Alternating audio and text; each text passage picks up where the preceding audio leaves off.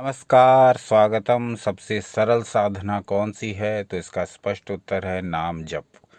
ये अत्यधिक सरल साधना है। इस साधना को करके कोई भी व्यक्ति अपने इष्ट की कृपा प्राप्त कर सकता है और अपने जीवन को एक नई ऊंचाइयों तक ले जा सकता है। जिसको अपने इष्ट की कृपा मिल गई, उसको जीवन में जो जो भी चाहिए वो समय समय पर उसको प्राप्त होता रहता है और उसको हमेशा ये भान बना रहता है कि मेरे इष्ट मेरे साथ हैं, उनकी कृपा मेरे साथ है। और यदि जिसको ये भान निरंतर बना रहे, वो जीवन में न तो कभी निराश होता है, न विकट से विकट परिस्थितियों में घबराता है और उसकी साधना सफल हो जाती है। वो जीवन में चारों पुरुषार्थों धर्म अर्थ काम मोक्ष की प्राप्ति भी कर लेता है। साधनाएं बहुत सी हैं सनातन शास्त्रों में और अन्य स्थानों पर भी बहुत सारी बातें बताई गई हैं साधना के विषय में। बहुत सी साधना है, सब अपनी अपनी रुचि के अनुसार इन साधनाओं को करते हैं। लेकिन जब बात आए कि सबसे सरल साधना कौन सी है, जब बात आए कि ऐसी साधना कौन सी है जिसे प्रत्येक व्यक्ति कर सकता है, जब बात आए कि ऐसी साधना कौन सी है जिसके लिए गुरु की भी आवश्यकता नहीं, जब बात आए कि ऐसी साधना कौन सी है जिसको किसी भी समय किया जा सकता है, जब बात आए कि ऐसी साधना कौन सी है जिसमें देश काल समय आदि का कोई बंधन नहीं, जब बात आए कि ऐसी साधना कौन सी है जिसमें लिंग का उम्र का कोई संबंध नहीं, जब बात आए कि सबसे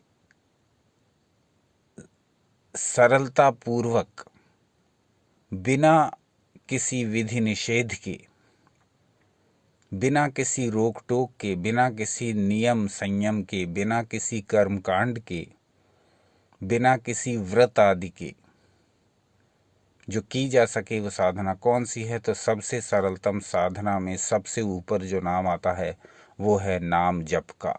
चाहे आप निराकार ईश्वर का नाम जपें, चाहे अपने इष्ट देवता का नाम जपें, चाहे अपनी इष्ट देवी का नाम जपें, सबसे सरल साधना इस दुनिया में कोई है, इस विश्व में कोई है, तो वो है नाम जाप की साधना। जो लोग इस नाम जाप की साधना को पहले से ही करते आ रहे हैं, उनको तो इसके परिणाम मिल भी गए होंगे, मिल रहे होंगे या मिलते ही जा रहे होंगे। वो अपने अपने अनुभवों को शेयर करें। इस वीडियो के माध्यम से हम शास्त्रों के प्रमाण द्वारा ये बताने का प्रयास करेंगे कि नाम जाप की साधना सबसे सरल साधना कैसे है। जप योग के जो अनोखे फल हैं वो हमको कैसे मिलेंगे। जप योग के अनोखे फल की जो एक श्रृंखला हम बना रहे हैं, इसमें हम बहुत विस्तार से जप की चर्चा करेंगे। जप कितना अधिक हमारे जीवन को परिवर्तित कर सकता है, जप कितना अधिक हमारे जीवन को एक नई दिशा दे सकता है, जप कैसे हमारे पूरे व्यक्तित्व को, हमारे पूरे अस्तित्व को परिवर्तित कर सकता है। इस श्रृंखला में हम एक एक करके इन सारी बातों को आपके सामने रखेंगे और वो भी शास्त्र प्रमाणों के प्रकाश में। तो जप योग के अनोखे फल का भाग 1 आज आपके सामने प्रस्तुत है। यहाँ हम नाम जाप की महिमा को और आगे ले जाएंगे। नाम जाप के विषय में हमने पहले ही बहुत सारी वीडियोस बना दी हैं, आप उन सबको भी देख लें। आपको बहुत दुर्लभ, बहुत ही शास्त्र प्रमाणित जानकारी उन वीडियोस में जानने को मिलेगी। तो आज के अंक में हम उसी चर्चा को आगे बढ़ाएंगे और ये आज का वीडियो उन सब के लिए विशिष्ट है जो नाम जाप करते हैं, क्योंकि जो अब नाम जाप प्रारंभ करेंगे उनके लिए तो ये अंक बड़ा उत्साहवर्धक होगा ही, लेकिन जो लोग पहले से ही नाम जाप करते आ रहे हैं उनकी अब उस नाम जाप में और श्रद्धा बढ़ेगी और रुचि बढ़ेगी और विश्वास बढ़ेगा और वो अपने इस नाम जाप की प्रक्रिया को और उत्साह से आगे बढ़ा पाएंगे। तो चाहे आप अब नाम जाप प्रारंभ करें अपने इष्ट देव देवी का या निराकार ईश्वर का, अथवा पहले से ही करते आ रहे हों, दोनों ही स्थितियों में आपके लिए आज का वीडियो बड़ा महत्वपूर्ण होने वाला है। क्योंकि आज के वीडियो में आपको ऐसी ऐसी बातें जानने को मिलेंगी जो सामान्यतः आपको प्रवचनों में भी सुनने को नहीं मिल पाती हैं, क्योंकि यह अलग अलग शास्त्रों से ली गई बातें हैं और वो मूल प्रमाण सहित आपके समक्ष रखेंगे। फिर उसमें स्वानुभव भी जोड़ेंगे और फिर आपके अनुभवों को भी आमंत्रित करेंगे आपके कमेंट्स के माध्यम से। तो हम नाम जाप सबसे सरल साधना क्यों है ये जानेंगे जप योग के अनोखे रहस्य श्रृंखला के भाग 1 में। एक और निवेदन ये है कि जो लोग भी फटाफट के अभ्यस्त हों वो कृपा करके यहाँ से प्रस्थान करें, क्योंकि ये वीडियो लंबा हो सकता है और हम ये शिकायत बिल्कुल नहीं सुनेंगे कि आपने बहुत बड़ा वीडियो बना दिया। तो जो लोग भी बड़ा वीडियो नहीं देखना चाहते वो YouTube पर जाएं, इस वीडियो को तुरंत बंद करें और वहाँ अपने समय का अन्य वीडियोस को देख करके सदुपयोग करें। वही लोग इस वीडियो पर रुकें, अंत तक रुकें अथवा बीच में चले जाएं, वो उनकी इच्छा। जो कि नाम जाप को पूरा समझना चाहते हैं, जिस प्रक्रिया को आप कर रहे हैं उसके बारे में शास्त्र क्या कहते हैं, ये सारी बातें यदि आप जानेंगे तो आपकी नाम जाप में न सिर्फ श्रद्धा बढ़ जाएगी बल्कि आप अपने इष्ट देव या देवी को और शीघ्रता से प्रसन्न कर पाएंगे, उनको अपने निकट अनुभव कर पाएंगे और ये जान पाएंगे कि इस नाम जाप को जो आप करते हैं या करती हैं उसके बारे में हमारे शास्त्र क्या कहते हैं।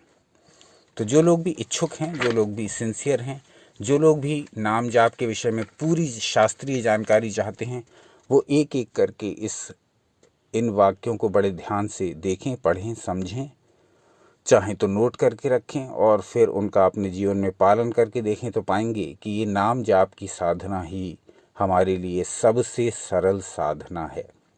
क्यों है, इस विषय में पूरी जानकारी आपको प्रस्तुत कर रहे हैं। तो जप योग के अनोखे फल श्रृंखला के पहले भाग में हम प्रस्तुत करते हैं एक एक करके शास्त्र प्रमाणों से नाम जाप के विषय में शास्त्रों द्वारा दी गई जानकारी। पहला श्लोक आपकी स्क्रीन पर प्रदर्शित हो रहा है और ये हमने लिया है श्रीमद् भागवत से। श्रीमद् भागवत से लिया गया श्लोक आपकी स्क्रीन पर दिखाई दे रहा है, इसको ध्यान से देखिए। यहाँ कहा गया अज्ञानादथवा ज्ञानादुत्तम श्लोक नाम यत संकीर्तितमघं पुंसो दहे देधो यथा नलः।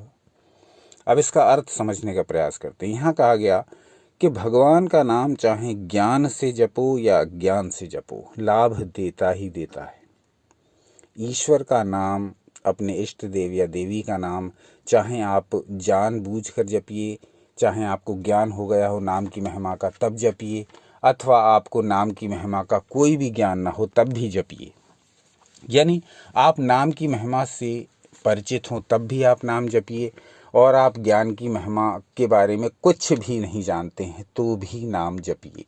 क्यों, ऐसा एक उदाहरण से बताते हैं। कहते हैं जैसे अग्नि को छू लेने पर वो हाथ को जलाती ही जलाती है, चाहे आप अग्नि की गर्मी के बारे में ज्ञान रखते हो या अग्नि के गुण से अनजान हो, अग्नि का गुण जानते ही ना हो। दोनों ही स्थितियों में यदि आप अग्नि में हाथ देंगे तो आपका हाथ जलेगा ही, क्योंकि अग्नि का गुणधर्म ही है जलाना। तो चाहे आप अग्नि के विषय में कुछ भी जानते हो चाहे कुछ भी नहीं जानते हो, अग्नि में प्रवेश करवाएंगे तो आपका हाथ जलेगा ही। उसी प्रकार से आप चाहे नाम की महिमा के विषय में जानते हो अथवा न जानते हो, आप नाम जपेंगे तो उसका लाभ आपको मिलेगा ही। तो ये एक बड़े अच्छे उदाहरण से, अग्नि के उदाहरण से हमें ऋषियों ने समझाया कि नाम जाप की महिमा क्या है। चाहे अज्ञान से जपिए चाहे ज्ञान से जपिए, परंतु जब आप निरंतर अपने इष्ट देव या देवी का नाम जपते रहेंगे तो उसका फल आपको निश्चित रूप से प्राप्त होगा। कितनी सरल साधना है ये। ईश्वर के सामीप्य को पाने के लिए बहुत से साधन बताए गए हैं, उनमें सबसे सरल साधना यदि कोई है तो वो यह नाम जाप ही है।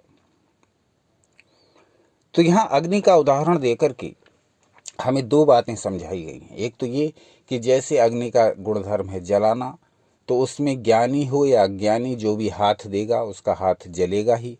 उसी प्रकार से कहा गया कि ये नाम की अग्नि हमारे सभी दोषों को, हमारे सभी पापों को, हमारी सभी व्याधियों को, हमारी सभी चिंताओं को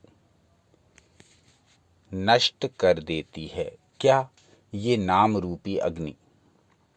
तो अग्नि का उदाहरण देकर हमें दो बातें स्पष्ट समझाई गई। चाहे आप नाम जप की महिमा से अनभिज्ञ हों अथवा भिज्ञ हों, दोनों ही स्थितियों में आपको इससे लाभ होगा और जिस प्रकार से अग्नि अपने अंदर डाली गई समस्त सामग्री को भस्म कर देती है, उसी प्रकार से यदि आप निरंतर नाम जाप करते रहेंगे तो ये नाम रूपी अग्नि आपकी दुख दोष पाप रूपी राशि को, चाहे वो कितनी भी बड़ी हो, नष्ट कर देगी, भस्म कर देगी। तो ऐसी है ये नाम जाप की साधना, ऐसी है ये नाम जाप की महिमा। आगे एक और श्लोक प्रदर्शित है, उसको ध्यान से देखिए। यहाँ कहा गया है सकल निगम वल्ली सतफलम, यानी सारी वेद रूपी लता का सतफल है ये नाम। सकल निगम वल्ली सतफलम, ये वेदों की जो लताएं दिखाई दे रही हैं, ये शास्त्रों की जो अलग अलग प्रकार की लताएं हमको दिख रही हैं, जिसमें निरे पत्ते, निरी टहनियाँ, निरी जड़ें हमको दिख रही हैं, और यदि हम भ्रमित हो रहे हैं कि क्या हमारे लिए उचित है और क्या अनुचित है, तो कहा गया कि इस सारे वेद रूपी लताओं का जो फल है वो क्या है? नाम जप। आप कुछ नहीं जानते हैं वेदों के बारे में, आप कुछ नहीं जानते हैं उपनिषदों के बारे में, आप कुछ नहीं जानते हैं षड दर्शनों के बारे में, आप कुछ नहीं जानते हैं अन्य ग्रंथों के बारे में, लेकिन यदि आप नाम जप करते रहते हैं तो स्वतः ही आपको इनका ज्ञान होने लगेगा। नामी की कृपा से आप जिस इष्ट देव या देवी का नाम जप रहे हैं, उनकी कृपा से आपके भीतर स्वतः स्फुरण होंगे, आपको स्वतः ही इन वेद शास्त्रों का ज्ञान होता चला जाएगा।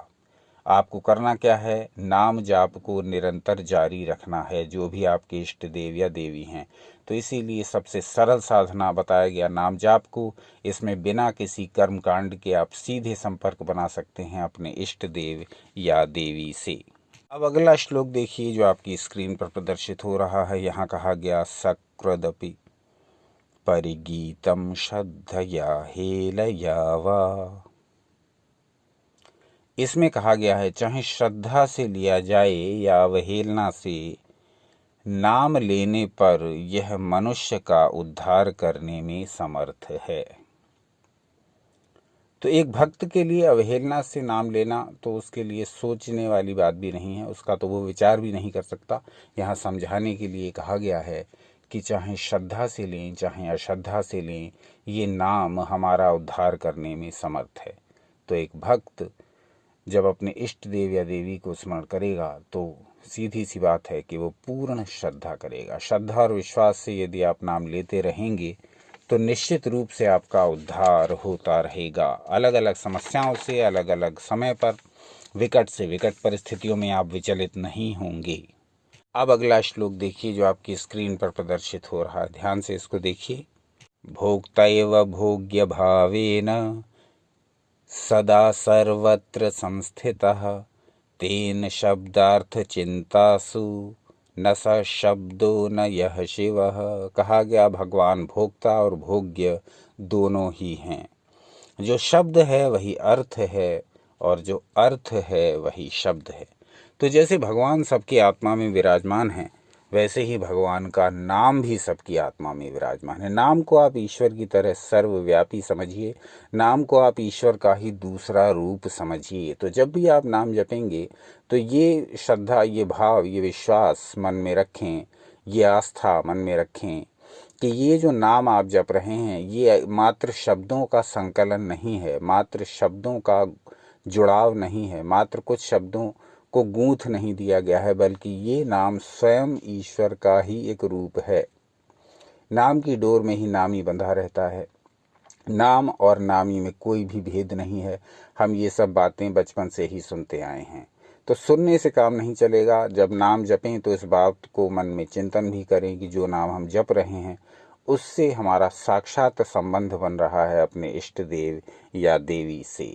इसीलिए कहा गया इसको सबसे सरल साधना, क्योंकि इसमें आप डायरेक्ट कांटेक्ट कर लेते हैं बिना किसी बिचौलिया के आए, बिना किसी इमीडिएटर के, बिना किसी मीडिएटर के आप बिना किसी माध्यम के आप बिना किसी दूसरे व्यक्ति के आप सीधा संपर्क स्थापित कर सकते हैं अपने ईश्वर से, अपने इष्ट देव से, अपनी इष्ट देवी से।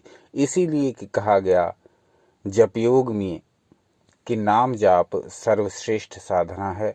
सर्वश्रेष्ठ इसलिए कि ये सबसे सरल है, सबके लिए सुलभ है।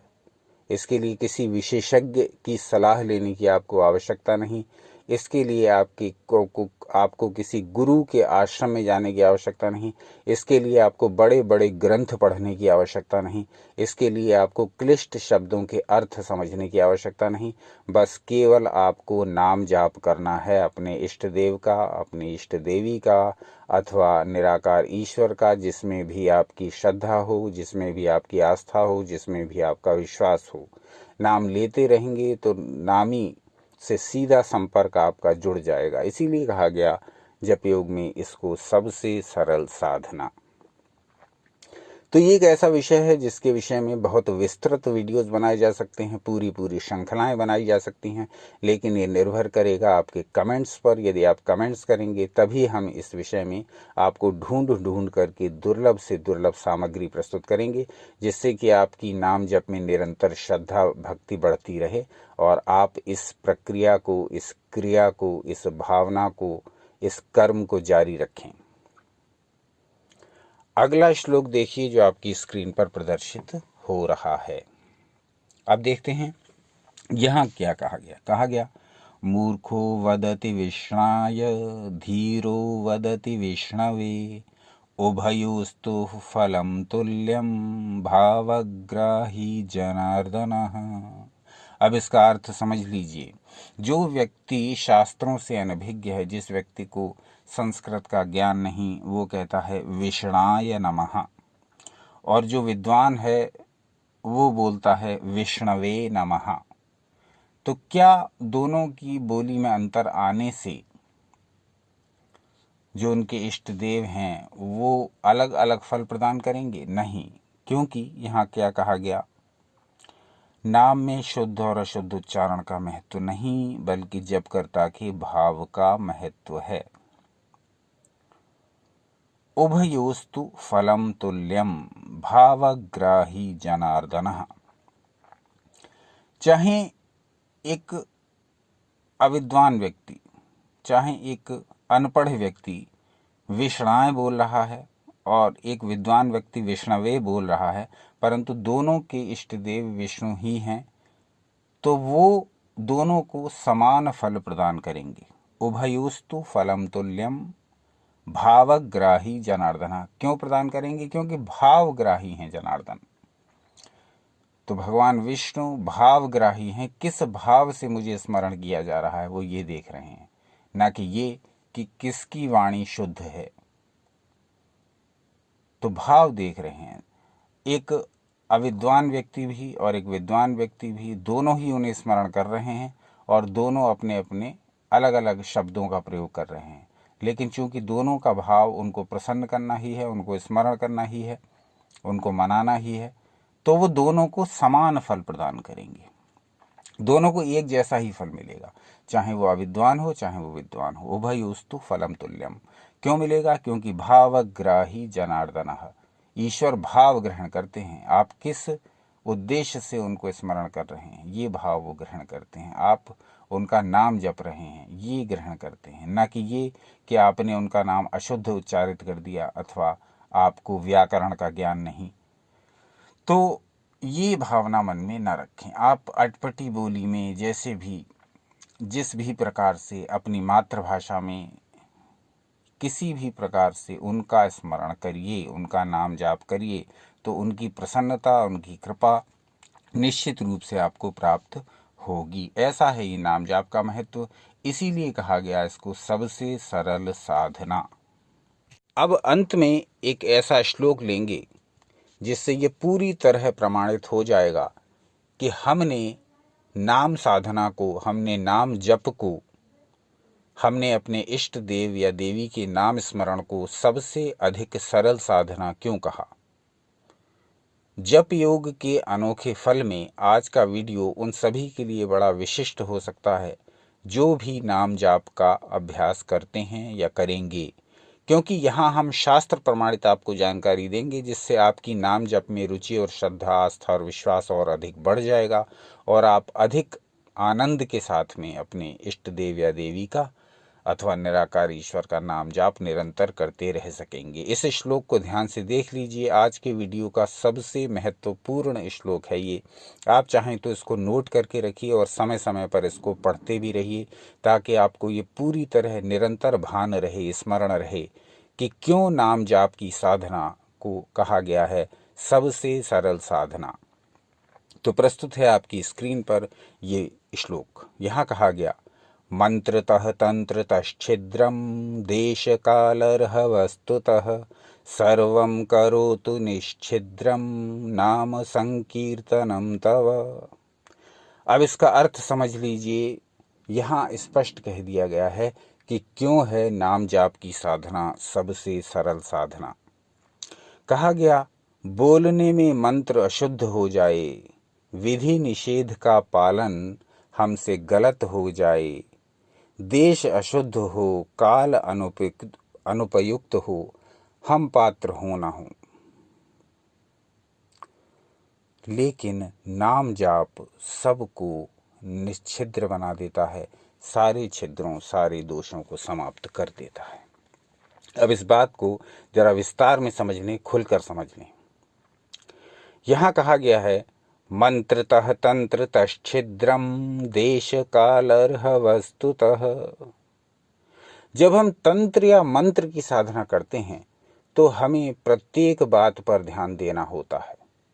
उस मंत्र को हम कैसे जपेंगे, किस आसन पर बैठ करके जपेंगे, स्नान करेंगे अथवा नहीं करेंगे, किस दिशा में मुख रखेंगे, मंत्र जपने से पहले क्या क्या करेंगे, न्यास विनियोग आदि क्या क्या होंगे, मंत्र के देवता ऋषि कौन कौन से होंगे, मंत्र किस काल में जपा जाएगा, दिन होगी, दोपहर होगी या रात होगी, मंत्र जब जपेंगे तो उस समय हम उस काल में हमें क्या भोजन ग्रहण करना होगा, क्या क्या वस्तुएं हमारे लिए खानी मना होंगी, ब्रह्मचर्य का पालन हमें करना होगा अथवा नहीं करना होगा। ये सारी बातें विधि निषेध के अंतर्गत आती हैं। मंत्र, उस सामग्री में जब हम मंत्र या तंत्र का अभ्यास करेंगे तो हमें देवी या देवता को क्या फल अर्पित करना होगा, कौन से पुष्प अर्पित करने होंगे, और तंत्र की क्रियाएं जब हम करेंगे तो हमें किसी गुरु के सानिध्य में करना होगा, किस मंत्र को किस दिशा में किस प्रकार से बोलना होगा। फिर उस मंत्र का जब हम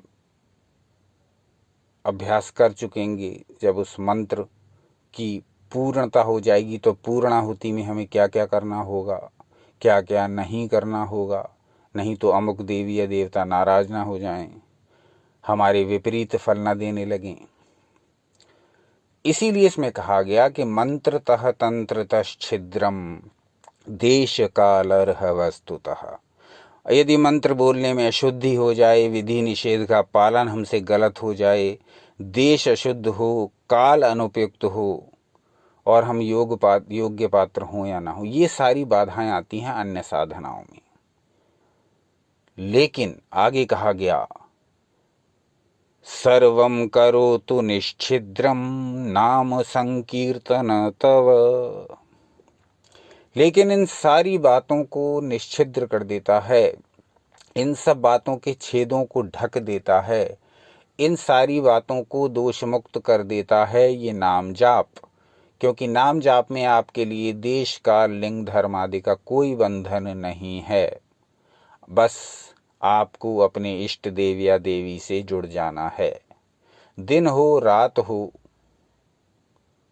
आप स्त्री हो या पुरुष हो, किसी भी धर्म पंथ के मानने वाले हों, आपके लिए नाम जाप में कोई बंधन नहीं है। आप सीधे नाम लीजिए और जुड़ जाइए अपने ईश्वर से, जुड़ जाइए अपने इष्ट देवता से और जुड़ जाइए अपनी इष्ट देवी से। शास्त्र इस बात को बड़े प्रमाण सहित कहते हैं कि नाम जाप सबसे सरल साधना है, और हमने भी इस बात को अनुभव किया है कि ये नाम जाप सबसे सरल साधना है। यहाँ तक कि हमने कई ऐसे अभ्यासी भी देखे और कई कमेंट्स भी हमारे पास आए जिन्होंने हमें ये बताया कि उन्होंने तो 10 महाविद्याओं की जो साधना है वो उस रूप में न करके, यानी तंत्र रूप में न करके, उन्होंने उनका केवल नाम जप कर ही पूर्ण लाभ लिया है।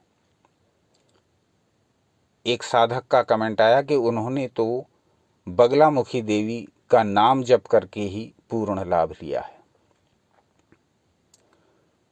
तो हालांकि हम इस बात को नहीं कहते कि आप 10 महाविद्याओं या जो अन्य तंत्र पद्धतियां हैं उनसे हटकर कुछ कार्य करें। यहाँ हम केवल यही आपसे कहेंगे कि जिन भी देवी या जिन भी देवता में आपकी श्रद्धा हो, आपकी आस्था हो, उनसे आपका जुड़ाव हो, उनसे आपकी वाइब्रेशंस का मैच हो, आपको लगे कि आप उनसे जुड़े हुए हैं, और ये जुड़ाव 1 दिन या 2 दिन का नहीं होता, ये आपको वर्षों में जाकर के अनुभव होता है कि आपका झुकाव क्यों उन विशिष्ट देवता या देवी के प्रति है, क्यों आपको वो देवता या देवी अच्छे लगते हैं, उनकी बातें सुनना, उनके बारे में पढ़ना, उनका नाम जपना। तो जो भी जिसके भी इष्ट देव या देवी हैं, जो भी जिनके प्रिय देव या देवी हैं, जो भी ईश्वर के जिस रूप की सगुण साकार निर्गुण निराकार जिस भी रूप की उपासना करता है, साधना करता है, आराधना करता है, उसको चाहिए कि वो उनके नाम जाप का अभ्यास करे। जब ये नाम जाप का अभ्यास वो करता जाएगा या करती जाएगी तो धीरे धीरे उन इष्ट देव या देवी की कृपा उनको प्राप्त होने लगेगी। नाम अपने आप में ईश्वर का ही प्रतिरूप है। नाम को आप एक प्रकार की ईश्वर की मूर्ति ही समझिए। नाम को एक प्रकार को आप ईश्वर का एक रूप ही समझिए, क्योंकि ईश्वर ने अपने को सुलभ बना दिया है जप योग के द्वारा। ईश्वर ने अपने आप को अत्यधिक सुलभ बना दिया है नाम स्मरण के द्वारा। तो ये एक ऐसी साधना है जिसको प्रत्येक व्यक्ति कर सकता है।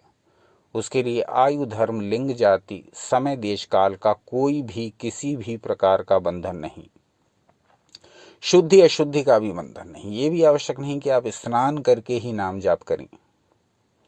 नाम जाप एक ऐसी साधना है जो अनवरत चलती रह सकती है, जो निरंतर चलती रह सकती है, और जो निरंतर आपको अपने लाभों से अनुभव कराती रह सकती है। जो लोग पुराने नाम जापक हैं, जो लोग पुराने नाम स्मरण करते हैं, जो लोग बहुत पहले से नाम जप के अभ्यासी हैं, वो इस बात से रिलेट करते होंगे, वो इस बात से रिलेट कर रहे होंगे कि नाम स्मरण अपने आप में एक बहुत बड़ी साधना है, और कहा जाए तो जितनी बड़ी साधना है उतनी ही सरल भी है, क्योंकि यह प्रत्येक के लिए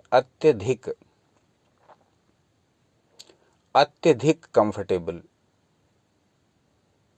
स्थिति है।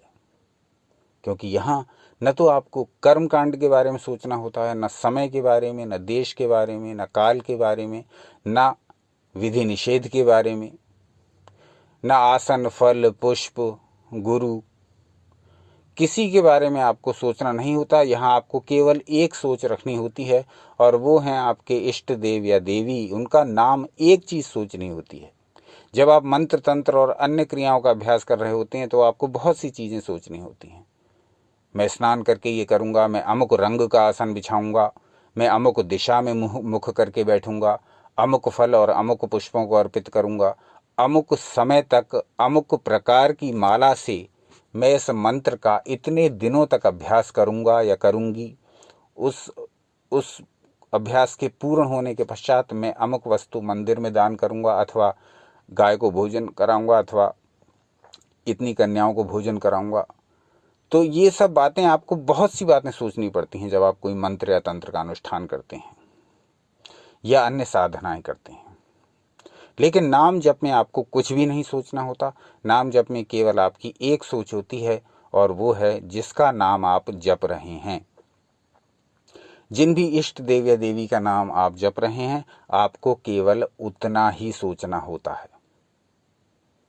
तो नाम जप के विषय में हमारे भी बहुत सारे अनुभव हैं, जो वर्षों तक योग और अध्यात्म और ध्यान के अभ्यास को करते और कराते हुए प्राप्त हुए हैं। आपके अनुभव और स्वानुभव किसी अलग वीडियो में अलग प्रकार से शेयर करेंगे। यहाँ आज हमने शास्त्रों के माध्यम से यह समझाने, बल्कि ये कहना चाहिए कि ये समझने का प्रयास किया, क्योंकि बहुत से शास्त्र वाक्य तो पहली बार ही हमारे सामने से दृष्टिगोचर हुए हैं। तो हमने ये समझने का प्रयास किया कि नाम जाप सबसे सरल साधना क्यों है, सबसे इफेक्टिव, सबसे प्रभावी और सबसे अधिक सरल। तो जप योग के अनोखे फल का भाग 1 आज आपके सामने प्रस्तुत किया, शास्त्रों से प्रमाण ले करके और स्वानुभव पर आधारित। आज का अंक कैसा लगा ये अवश्य बताइए, और इस विषय में क्या जानना चाहेंगे ये अवश्य बताइए। आपके पार्टिसिपेशन के बिना ये अंक अधूरा ही रहेगा, क्योंकि आप अपने स्वयं के अनुभव यदि बताएंगे और वो अनुभव निश्चित रूप से अन्य साधकों के लिए भी लाभकारी होंगे, तो यदि वो अनुभव आप हमें कमेंट्स में बताएंगे, तो हो सकता है कि उन अनुभवों से जब हम इसका दूसरा भाग बनाएं जप योग के अनोखे फल का, तो हम आपके नाम सहित आपके अनुभवों को भी इसमें बताएं यदि आप चाहें तो, और हम अपने स्वानुभव भी बताएं। और इसके अतिरिक्त हम शास्त्रों से बहुत अधिक सामग्री जुटा रहे हैं इसी विषय में, और वो उस सामग्री के साथ फिर एक और विस्तृत वीडियो इसी विषय पर बनाएं। तो पुनः एक बार आपको अत्यधिक धन्यवाद। आप लोगों की प्रेरणा से ही इस प्रकार की वीडियो बनाने का उत्साह जागता है। आज का अंक यदि थोड़ा बहुत भी आपके काम का है तो इसको स्पष्टता से बताएं, कुछ कमी रह गई हो तो वो भी बताएं। आज का अंक कैसा लगा इस बारे में अपनी स्पष्ट रूप से विचार व्यक्त करें कमेंट्स के माध्यम से। अपना अमूल्य समय हमें देने के लिए हार्दिक धन्यवाद। एक दिन पश्चात पुनः उपस्थित हो जाएंगे ईश्वर इच्छा से कोई नया विषय लेकर के। सनातन शास्त्रों से जुड़े रहें, सदा आनंद